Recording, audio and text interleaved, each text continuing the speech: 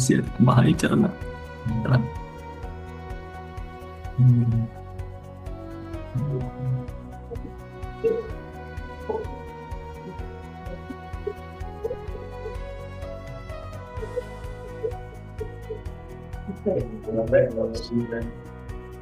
Ya oke. Sebelumnya terima kasih waktu dan kesempatannya. Ini kali pertama saya baca buku lagi. Terakhir saya baca buku itu buku manual book Honda Scoopy ya. Jadi terakhir itu. Nah ini terima kasih atas waktu dan kesempatannya. Saya akan coba bahas buku dari Clayton ya tentang innovator dilema. Nah ini membahas tentang kenapa perusahaan besar bisa gagal menghadapi inovasi baru. Kemudian tujuannya memahami konsep disruptive innovation dan dampaknya terhadap industri. Kemudian harapannya juga memberikan strategi nyata dan bisa yang dapat mengatasi disrupsi ini ya. Nah, kalau ini background tentang buku dan penulisnya. Penulisnya Clayton M. Christensen dari Harvard, terbit tahun 97. Kemudian fokusnya dia di perusahaan gagal karena terlalu berhasil ya. Karena terlalu berhasil dia merasa nyaman di zonanya, kemudian lupa untuk mengatasi gangguan-gangguan kecil yang dari perkembangan teknologi ataupun zamannya. Menurut Christensen, disruptive innovation adalah suatu proses di mana perusahaan kecil dengan sumber daya terbatas menantang bisnis mapan dengan menawarkan produk atau layanan yang lebih sederhana, lebih murah, dan mudah diakses, biasanya untuk pasar yang selama ini diabaikan. Ya. Inovasi ini tidak langsung bersaing dengan pemain besar di pasar utama, tetapi secara bertahap mengambil alih pasar saat kualitasnya meningkat dan daya tariknya tumbuh. Ciri-ciri dari disruptive innovation adalah awalnya sederhana, terus dibuat untuk pasar yang nggak dilayanin sama perusahaan besar. Kemudian juga tidak langsung menarik buat pelanggan utama dari perusahaan besar. Performa awalnya lebih rendah tapi cepat berkembang secara teknologi, namun lambat laun memenuhi atau bahkan melebihi ekspektasi pasar umum.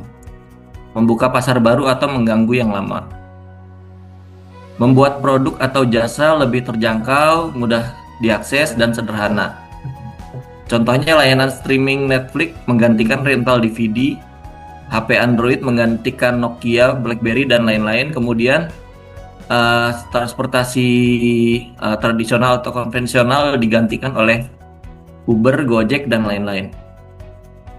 Diabaikan oleh pemain besar karena marginnya kecil ya untuk awal di disruptive innovation ini. Seringkali mereka menolak karena tidak menguntungkan. Perusahaan besar itu menolak awalnya. Nah ini beberapa penyebab perusahaan hebat gagal. Struktur biaya tinggi pada saat membuka peluang pasar baru atau inovasi baru membuat perusahaan besar enggan masuk pasar dengan margin kecil. Sistem evaluasi kerja, struktur organisasi, dan ROI jangka pendek menghambat eksperimen inovatif. Kebutuhan dari stakeholder diantaranya investor dan klien-klien utama dari perusahaan besar memperkuat status quo. Jadi karena dari kebutuhan ini investor terutama ya kadang melihat kan marginnya terlalu kecil, jadi tidak menarik untuk investor. Terlalu fokus pada pelanggan utama saat ini, mengabaikan ceruk pasar kecil yang belum menguntungkan. Contoh kasus, Netflix menggantikan Blockbuster. Kualitas awal rendah tapi menang dengan model berlangganan dan kenyamanan. Uber atau Gojek mengguncang industri taksi tradisional atau transportasi konvensional ya. Smartphone menggantikan kamera digital, MP3 player, GPS, dan lain-lain. Hotel konvensional dengan Airbnb, Oyo, Red Doors. Google Docs menggantikan atau alternatif ringan dari Microsoft Office. Nah, ini perbedaan antara disruptive dan sustaining innovation. Target pasarnya kalau disruptive innovation ini pasar baru atau segmen bawah. Sustaining innovation lebih ke pasar utama yang udah ada dan memperkuat pasar utama. Fokusnya kalau disruptive, sederhana, murah, aksesibel. Kalau sustaining lebih ke kinerja yang lebih tinggi, fitur yang lebih canggih. Untuk dampak jangka panjangnya, disruptive innovation bisa mengganggu bahkan menggantikan pemimpin pasar. Untuk sustaining memperkuat posisi pemimpin pasar. Ini beberapa strategi dari Clayton untuk bertahan dari disrupsi. Untuk pertama, bisa diciptakan unit kecil atau bisnis kecil, unit kecil dalam bisnis dulu yang terpisah dari perusahaan utama untuk mengembangkan teknologi atau inovasi disruptif. Fokus pada pasar baru, bukan hanya pelanggan utama. Kemudian jangan jadikan metrik bisnis utama seperti margin atau profit sebagai patokan awal. Berikan waktu untuk tumbuh, fokus pada pembelajaran dan adaptasi pasar. Ini beberapa peran manajer inovasi ya. Pemimpin harus mampu melihat masa depan, bukan hanya bukan hanya kinerja saat ini. Harus bersedia membiarkan kanibalisasi bisnis lama oleh inovasi baru. Jadi kalau misalnya berkembang ternyata dari unit bisnis yang kecil yang tadi ternyata lebih besar, ya harus rela untuk perusahaan yang kecil tadi bisa menjadi perusahaan utamanya. Wajib membangun sistem eksperimental di organisasi. Jadi seperti R&D dan lain-lain itu harusnya ada di setiap perusahaan ya untuk bisa eksperimen dari beberapa peluang atau pasar baru dari perusahaan tersebut. Prinsip dasar dari Christensen, teknologi disruptif tidak masuk dari atas, tapi selalu dari bawah. Pasar awalnya tidak menguntungkan tapi tumbuh cepat. Pemimpin pasar biasanya gagal bukan karena bodoh, tapi sistem mereka tidak mendukung disrupsi. Yaitu diantaranya karena organisasinya terlalu kaku, mereka tidak terbuka dalam eksperimen peluang baru. Rekomendasi praktis, amati teknologi baru yang muncul dari pinggiran. Buat struktur lebih fleksibel untuk eksplorasi inovasi. Bersiap untuk mengganggu diri sendiri sebelum pesaing melakukannya. Kesimpulan dan refleksi, disrupsi bukan hanya soal teknologi, tapi model atau metode bisnis dan respon dari organisasi. Kenali tanda-tanda disrupsi sejak dini. Kesuksesan masa lalu bisa menjadi penghambat masa depan. Maksudnya di sini karena terlalu sukses dan terlalu kuat, akhirnya lupa bahwa akan ada gangguan-gangguan dari bawah atau pasar-pasar kecil. Untuk bertahan, perusahaan harus berani meninggalkan zona nyamannya. Terima kasih. Mungkin cuma segini paparan dari saya, Teh. Kalau ada yang mau nanya boleh. Oke, terima kasih banyak ya Kang Guntur atas materi yang udah disampaikan. Menarik banget nih, tadi udah kita sama-sama denger ya bagaimana buku ini tuh bisa ngingetin kita bahwa keberhasilan saat ini tuh jangan sampai ngebuat kita lupa untuk terus berinovasi. Nah, ada beberapa hal juga yang bisa kita garis bawahi nih. gimana perusahaan-perusahaan besar justru bisa gitu kejebak dalam kenyamanan model bisnis yang udah berhasil, sehingga saat ada teknologi baru yang dianggap kecil atau belum dianggap mengancam gitu malah diabaikan. Nah, padahal dari sana tuh seringkali bisa lahir inovasi disruptif yang mampu mengubah peta persaingan gitu ya. Nah, supaya bisa lebih interaktif lagi gitu ya, mari kita ke sesi diskusi aja ya. Kita masuk ke sesi diskusi untuk rekan-rekan yang mau bertanya atau memberikan tanggapan atau mungkin berbagi pengalaman gitu ya yang berkaitan dengan topik yang udah dibahas tadi, boleh langsung on mic aja.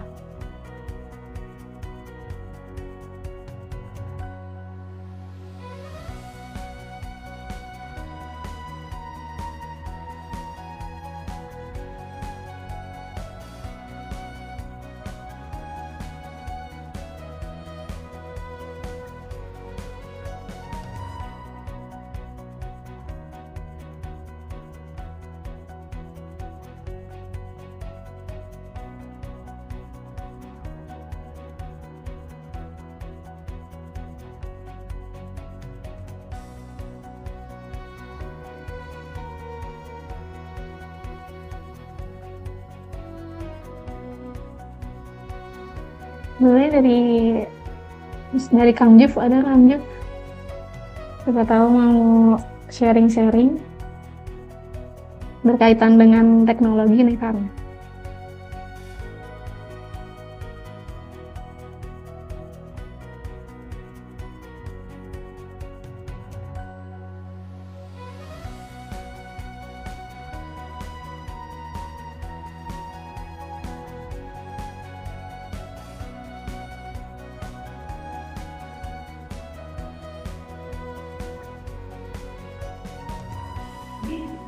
Kalau dari Kang Dandi, mungkin Kang Dandi ada hal yang mau dibagikan atau boleh kalau mau bertanya. Bentar ya Teh, lagi ditelaah dulu. Oke. Dari Kang Irgi, mungkin dari Kang Irgi, saya tahu ada yang mau dibagikan Kang, atau mau bertanya boleh. Oke baik Teh, saya izin bertanya. Boleh Kang, boleh.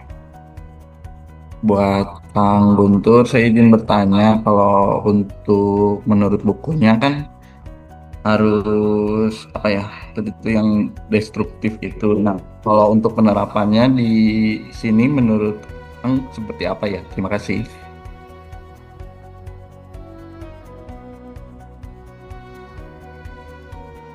Terima kasih Kang Irgi atas pertanyaannya. Boleh untuk Kang Guntur, boleh kalau mau langsung dijawab. Maksudnya di perusahaan kita atau di mana, Kang Irgi? Di perusahaan yang sudah berhasil, bagaimana gitu menerapkannya?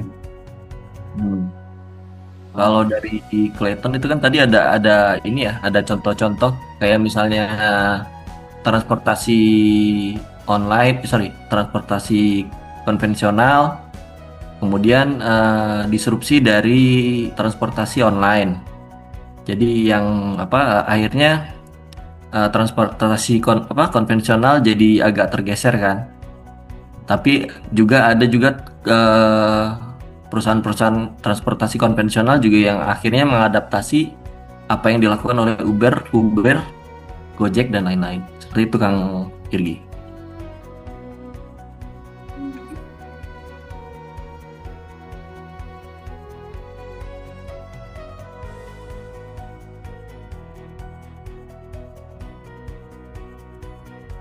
Gimana Kang Irgi nih? Apakah ada tanggapan lagi atau mungkin udah cukup terjawab? Sama satu lagi Kang Guntur, saya mau bertanya kalau misalnya Akang bisa menyarankan untuk Bima Sakti atau Ciwaruga, bagaimana penerapan yang harus dilakukan kalau menurut buku ini? Terima kasih. Kalau Terima kasih ya Kang Irgi atas pertanyaannya ya, yang sangat tajam. Bu, Bismillah. Kalau Baca dari di sini. perusahaan kita mungkin ya yang saya lihat ada beberapa entitas kan di perusahaan kita, ada Ciwaruga, ada Abudisa, nah kemudian ada Cagri. Nah, di situ kan ada beberapa yang mulai membuka opsi-opsi peluang pasar baru. Kemudian juga ada Bima Sakti Home yang mungkin sekarang lagi coba dijalankan oleh Bima Sakti. Kemudian CSI di unit kecilnya berusaha coba approach di arah pengadaan dan lain-lain seperti itu, Kang Irgi.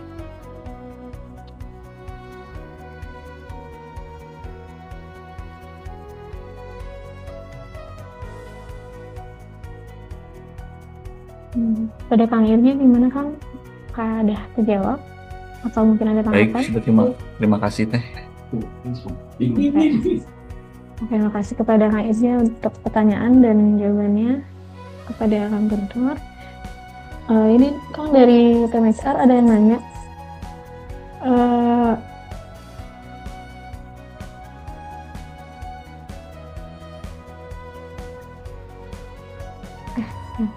Untuk untuk biar kita tuh tidak bersifat destruktif gitu ya, gimana sih caranya buat ngebangun gitu budaya organisasi biar orang tuh nggak takut mencoba sesuatu yang baru gitu, walaupun mungkin masih kecil gitu kemungkinannya untuk langsung berhasil gitu Kak. Baik, terima kasih Teh atas pertanyaannya. Ini pendapat saya sendiri ya, yang belum tentu benar. Jadi, kalau menurut saya, di setiap organisasi atau perusahaan, saya ingat kata teman saya, kita kalau punya masalah bukan kita melawan siapa yang salah di antara perusahaan kita atau organisasi kita. Tapi kita atau perusahaan kita bersama-sama mengatasi masalah yang ada di perusahaan kita. Jadi kayak misalnya kita mencoba inovasi atau peluang baru, kemudian peluang baru itu gagal. Nah, yang inisiator itu kadang-kadang kan takut kalau misalnya kita menjalankan sesuatu kemudian gagal. Nah, padahal gagal itu belum tentu juga salah. Jadi kadang-kadang persepsinya jangan kita melawan masalah. Bukan kita menyalahkan orang yang inisiator peluang tersebut, tapi kita bersama inisiator tersebut menghadapi masalah seperti itu, Mbak. Oke, jadi intinya jangan takut salah ya, persepsinya jangan menyalahkan inisiatornya, tapi bersama-sama buat membangun inisiator itu sendiri gitu ya Kang. Betul, mungkin ada pendapat lain dari yang lain. Nah, boleh pada rekan-rekan yang lain, kita tahu ada pengalaman mungkin yang berkaitan nih tentang teknologi, gimana cara buat membangun suatu hal atau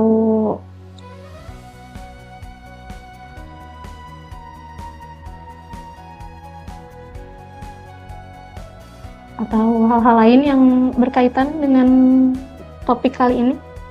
Boleh di chat, boleh mau langsung unmute juga boleh.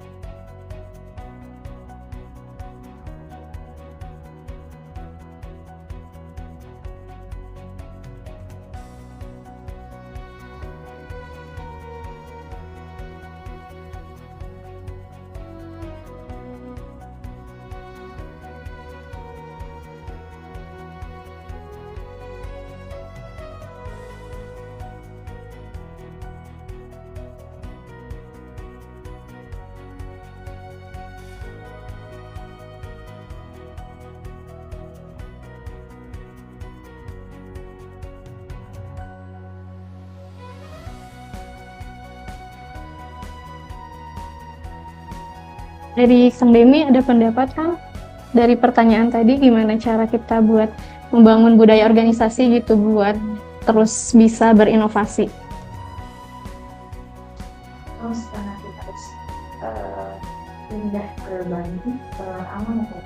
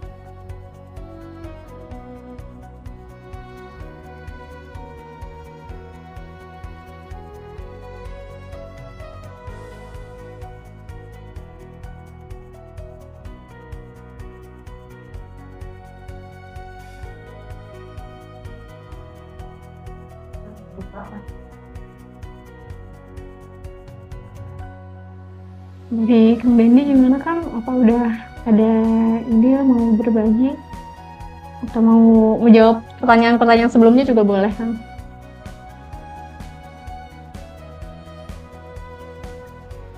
Gimana teh? Nggak kedengeran? Maaf. Iya tadi dari Kang Dendi nih tadi katanya belum ada nih. Siapa tahu sekarang udah ada ide gitu Kang. Mau menjawab pertanyaan-pertanyaan dari sebelumnya atau mau sharing-sharing yang lain juga boleh Kang. Ya mungkin atau ada pendapat lain Kang Dandi.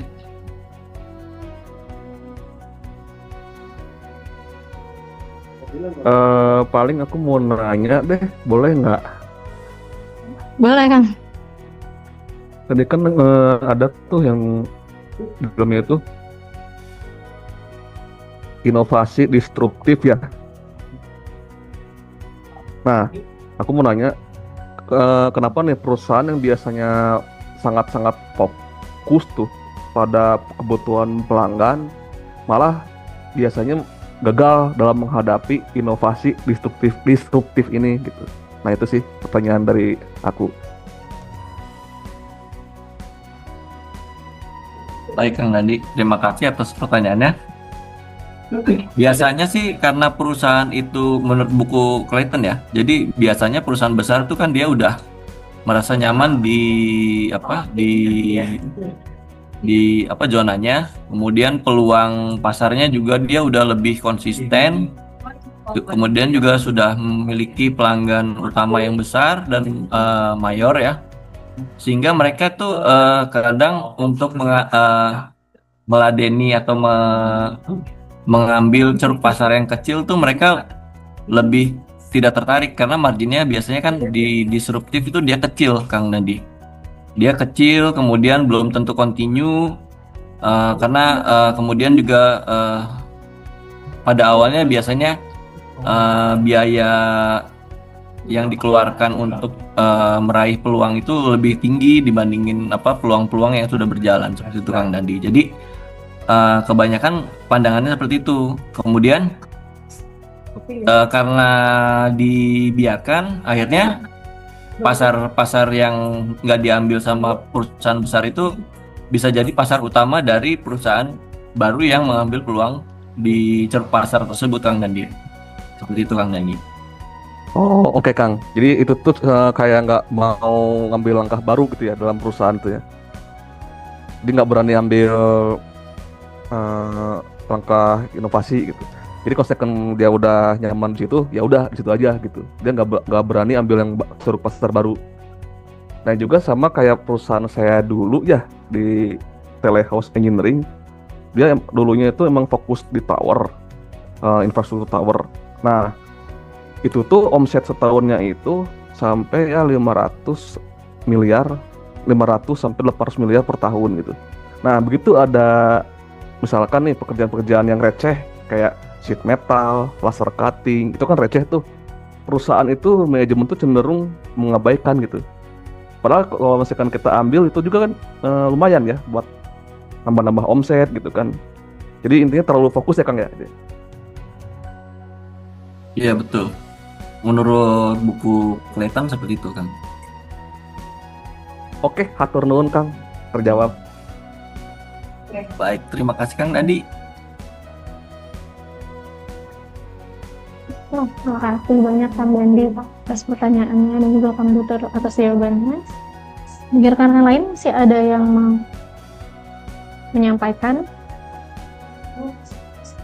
sharing ataupun bertanya?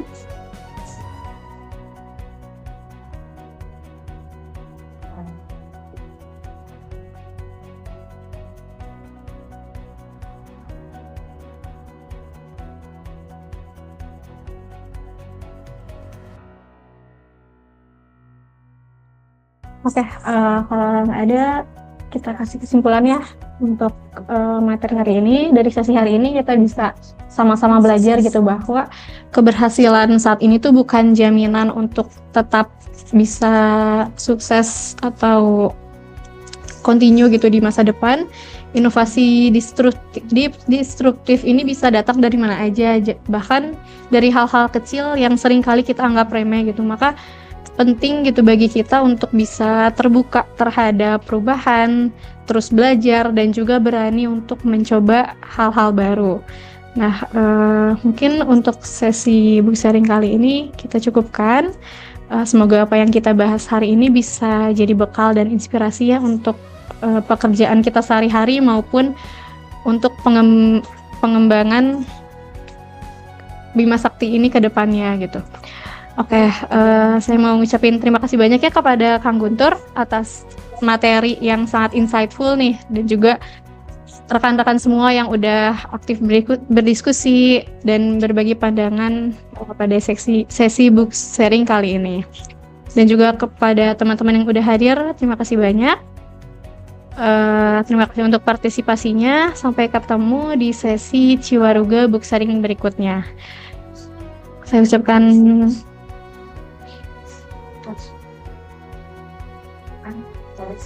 terima kasih, selamat melanjutkan aktivitas, tetap semangat, sehat selalu. Wassalamualaikum warahmatullahi wabarakatuh. Waalaikumsalam warahmatullahi wabarakatuh. Waalaikumsalam warahmatullahi wabarakatuh. Terima kasih.